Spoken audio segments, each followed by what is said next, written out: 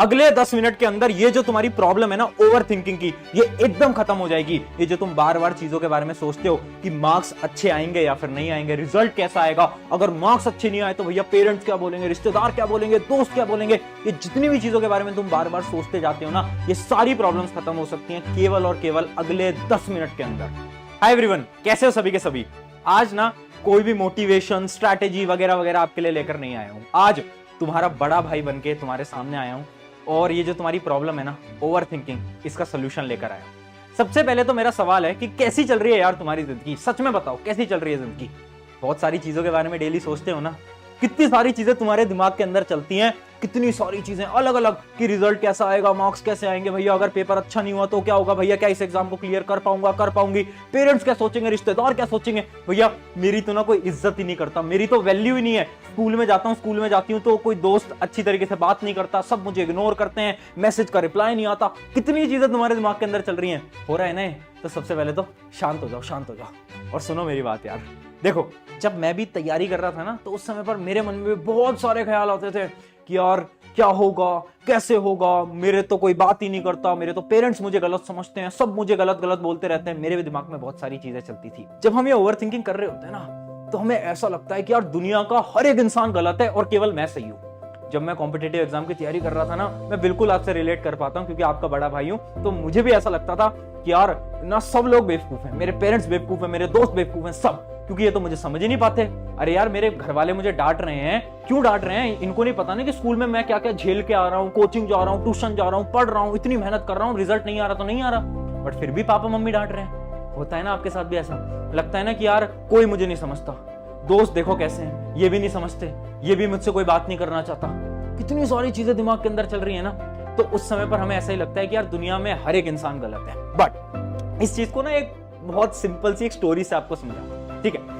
एक बार एक लड़का गाड़ी से जा रहा था, हाईवे के ऊपर ड्राइव कर रहा था, एकदम स्लोली धीरे धीरे धीरे अपनी गाड़ी बहुत शांति से चलाकर जा रहा था। अब पीछे से एक लड़का आता है दूसरी गाड़ी लेकर और बहुत तेज स्पीड में आता है और उस सामने वाली गाड़ी से अपनी गाड़ी को भिड़ा देता है। गलती से उसकी गाड़ी भिड़ जाती है।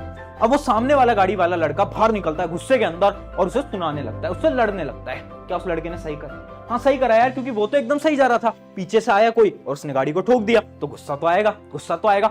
अब दूसरी कंडीशन समझना।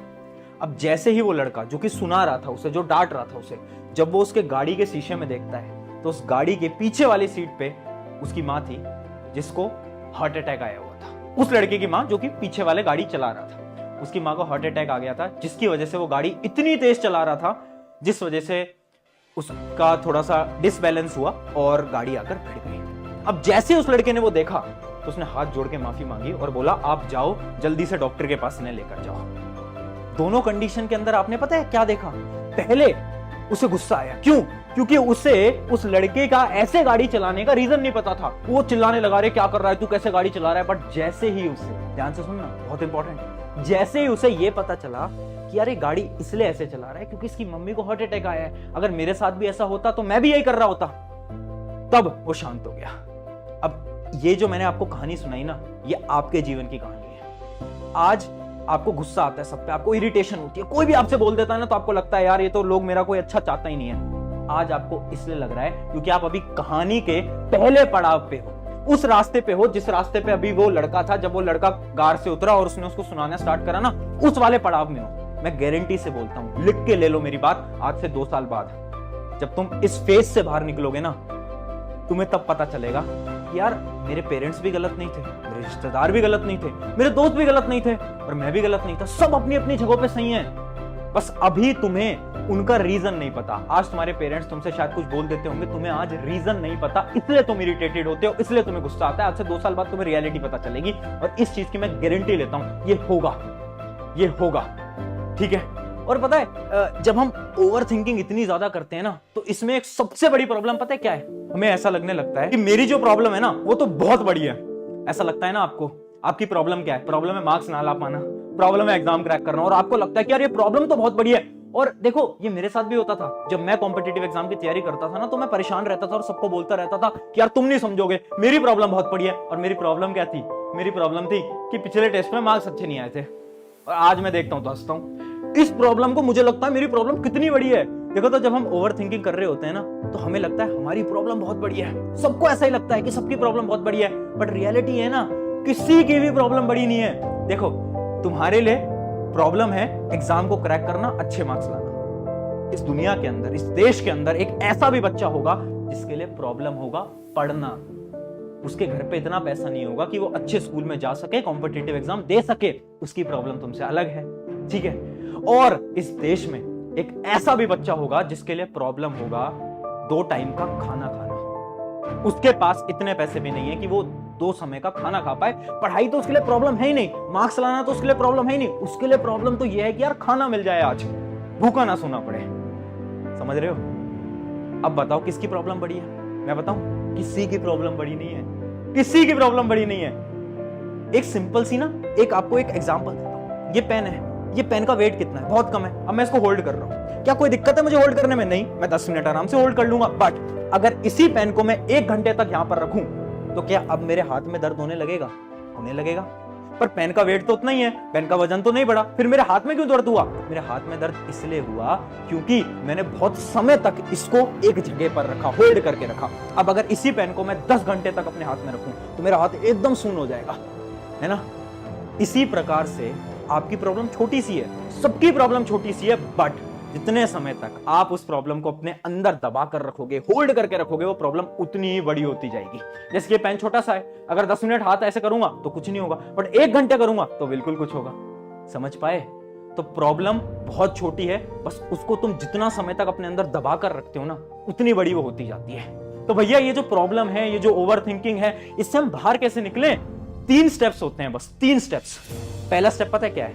Forgive yourself. ये जो प्रॉब्लम है ना, जो तुमने ऐसे दबा के रखी है अपने हाथ के अंदर, इसको तुम्हें छोड़ना पड़ेगा दोस्त, इसको त्यागना पड़ेगा, इसको अपने दिमाग से निकालना पड़ेगा। यार कैसे निकालोगे? खुद को माफ करके। खुद को आज माफ करो यार। मुझे पता है तुम्हें ऐसा लगता है कि तुमने पास्ट में ढंग से पढ़ाई नहीं करी, तुमने ये कर दिया, वो कर दिया, बहुत सारे तुम्हारे इश्यूज हो सकते हैं, शायद तुमने किसी को कुछ गलत बोला था, तुम्हारे दिमाग में बहुत सारी चीजें हैं। बट तुम आज से एक नई जिंदगी शुरू करोगे। आज से तुम खुद को माफ करोगे। जो हुआ, जैसा हुआ, ठीक है। आज से हम सब अपने आप को माफ करते हैं। इस पल से एक नई जिंदगी हम शुरू कर रहे हैं। जो भी पास्ट में हुआ है उसको भूलते हुए कल को हम देखेंगे अब से, ठीक है? और इसीलिए खुद को माफ करने के लिए आज हम सब इस वीडियो के कमेंट में लिखेंगे क्या? I forgive my self. मैं खुद को माफ करता हूं, मैं खुद को माफ करती हूं। ये कमेंट सबसे पहले अभी वीडियो को पॉज करके लिखो, अगर आप खुद को माफ करना चाहते हो तो, ठीक है?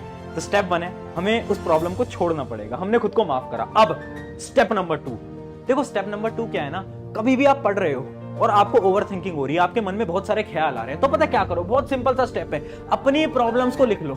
जैसे कि इमेजिन करो मैं पढ़ रहा हूं और मेरे मन में ख्याल आ रहे हैं, तो मुझे पता चला यार मेरे मन में 3 ख्याल आ रहे हैं। कौन कौन से ख्याल आ रहे हैं? पहला जो मेरा ख्याल है ना, वो ये है कि यार मेरा रिजल्ट कैसा आएगा, मेरा ना कल रिजल्ट आने वाला है, अब यार पता नहीं मार्क्स कैसे आएंगे, कैसा एग्जाम हुआ है मुझे नहीं पता। तो ये है मेरा पहला ओवर थिंकिंग। दूसरी मेरी ओवर थिंकिंग थी कि यार 2 दिन में मेरा एक नया टेस्ट है और मुझे डर लग रहा है, तो ये था मेरा सेकेंड पार्ट।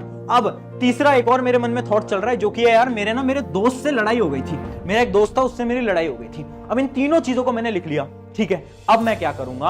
अब ये देखो कि इनमें से कौन कौन सी ऐसी चीज है जो कि तुम, जिसमें कुछ प्रयास करके तुम चीजों को सॉल्व कर सकते हो। जैसे कि तुम्हारा रिजल्ट आने वाला है, क्या तुम कुछ कर सकते हो? क्या तुम्हारे हाथ में कुछ है? अरे भाई, तुमने पेपर दे दिया, अब रिजल्ट जो आएगा वो आएगा। क्या तुम्हारे हाथ में कुछ है? क्या तुम अपने रिजल्ट को बदल सकते हो? नहीं बदल सकते, तो इसको काट दो, इससे कोई लेना देना नहीं है, इसको अपने दिमाग में अब से नहीं लाना। दूसरी चीज कि भैया टेस्ट है 2 दिन में, क्या कर सकते हो? पढ़ सकते हो, तो ठीक है, क्या करेंगे? पढ़ाई करेंगे। और तीसरी चीज, भैया दोस्त ना नाराज हो रहा है, अब क्या कर सकते हो? हाँ यार, दोस्त से बात करके उसे मना सकते हो, तो बिल्कुल जाकर बात करके उससे मनाओ। तो जिन चीजों पे तुम कर सकते हो प्रयास करो, जिसमें नहीं कर सकते उस पर क्रॉस मारो और भूल जाओ। बेस्ट तरीका है ओवर थिंकिंग को खत्म करने का। ये हो गए 2 स्टेप। अब एक तीसरा स्टेप आपको बता देता हूं। देखो, लॉन्ग टर्म पे अगर ओवर थिंकिंग को अपने दिमाग से आपको खत्म करना है ना, एक ऐसा स्टेप बता रहा हूं जो कि आपको कहीं सुनने को नहीं मिलेगा, बट पर्सनली जैसे मैंने अपनी ओवर थिंकिंग को खत्म करी और हजारों स्टूडेंट्स ने करी है, वो एक प्रोसीजर है जिसको हम बोलते हैं स्टे बिजी। हमेशा बिजी रहो। मतलब देखो, अभी तुम ओवर थिंकिंग इसलिए कर रहे हो ना क्योंकि तुम्हारे पास काम नहीं है करने को। तुम बोलोगे भैया काम तो है यार, पढ़ाई तो करनी है, पर तुमने प्लान तो नहीं बना रखा। अगर तुम पूरे दिन भर बिजी रहोगे, अगर तुम्हारे पास प्लान होगा कि ठीक है यार आज मुझे ये भी करना है, ये भी करना है, ये भी करना है, ये भी करना है, तो तुम्हारा दिमाग ना पूरी समय पर ये सोचेगा कि यार अब मैंने ये कर लिया, अब मुझे ये करना है, अब मुझे ये करना है। तुम्हारे पास टाइम ही नहीं होगा बाकी की 100 चीजें सोचने का। समझ पाए ये बहुत ज्यादा इंपॉर्टेंट है आज के समय पर। मैं भी इस टेक्निक को फॉलो करता हूं क्योंकि ओवर थिंकिंग ना कोई भी कर सकता है, मेरे साथ भी हो जाता है। तो मैं क्या करता हूं, मैं पूरा प्लान बना के चलता हूं कि मुझे आज दिन में 10 चीजें निपटानी है। तो उस वजह से क्या होता है, मेरे मन में ख्याल ही नहीं आते, मैं पूरे दिन भर बिजी रहता हूं रात तक। समझ पाए? तो अगर तुम अपने दिन को पूरा बिजी बनाओगे ना तो तुम्हारे दिमाग में ख्याल ही नहीं आएंगे। ठीक है, रात को सोने जाने से पहले जो तुम 100 चीजें सोचते हो ना उसको सोचना बंद करो। रात को सोने जाने से पहले सोचो कि भाई ठीक है आज मैंने ये कर लिया, ये कर लिया, ये कर लिया, ये कर लिया, कल मैं ये करने वाला हूं, बस, और जाकर सो जाओ। और यार मैं बस एक चीज हाथ जोड़कर आपसे निवेदन करता हूं, इस चैनल को सब्सक्राइब मत करो, मुझे कोई दिक्कत नहीं है, करना है तो करिए, नहीं करना आपकी इच्छा है, बट अपने दोस्तों के साथ इसको शेयर करिए। पता है क्यों? क्योंकि ओवर थिंकिंग ना इस देश के अंदर बहुत बड़ी समस्या बन गई है और मैं चाहता हूं कि हर एक स्टूडेंट, इस देश का हर एक स्टूडेंट इस प्रॉब्लम से बाहर निकले और अपने गोल को अचीव करे। उसके लिए आप सभी का साथ लगेगा। अपने व्हाट्सएप ग्रुप्स के अंदर, अपने इंस्टाग्राम के थ्रू हर जगह इसको फैला दीजिए और बता दीजिए ओवर थिंकिंग की प्रॉब्लम इस तरीके से समाप्त हो सकती है। तो प्लीज इसको शेयर करिएगा। ऑन दिस नोट, शुक्रिया एवरीवन। मेरा नाम है प्रशांत और वो कमेंट कर देना कि yes I forgive my self, मैं खुद को माफ करता हूं, मैं खुद को माफ करती हूं, ये कमेंट जरूर कर देना।